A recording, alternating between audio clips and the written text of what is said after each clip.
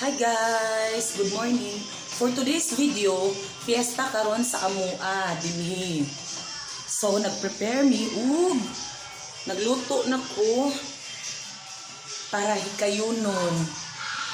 Look, first nalulutuin ko ay pork humba. And ready na.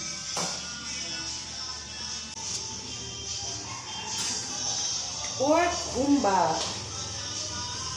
Samahan niyo akong magluto, guys.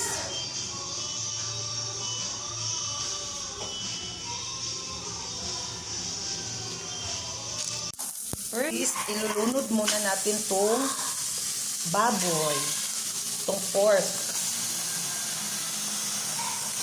Prituhin muna siya hanggang sa maging golden brown siya. While waiting sa niluto ko, magko-coffee muna ako. So, ayun na nga guys. Ready na to. Okay? I will put this all na sabay-sabay na. Ano ka bang aantayin natin?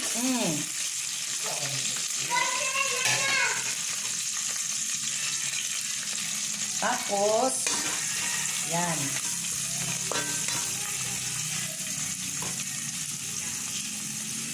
Pagkatapos niyan ito,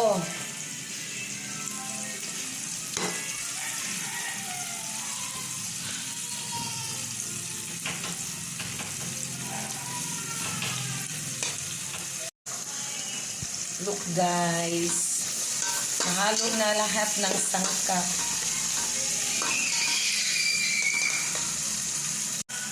After niyan guys, ito naman yung ilalagay ko. 2 kilo pala to, 2 kilo and 1/2.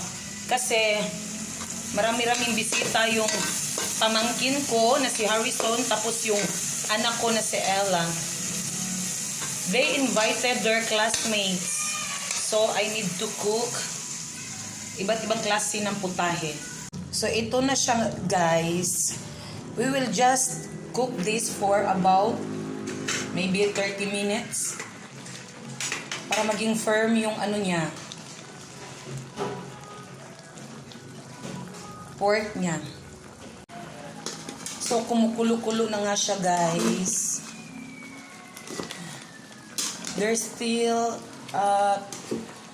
20 minutes left.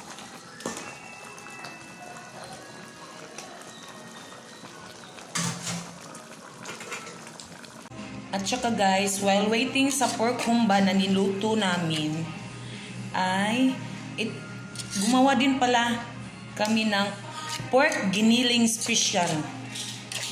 Trixie's pork giniling. Lumpia pork giniling. Na may carrots, may onions, garlic, at iba pang sangkap.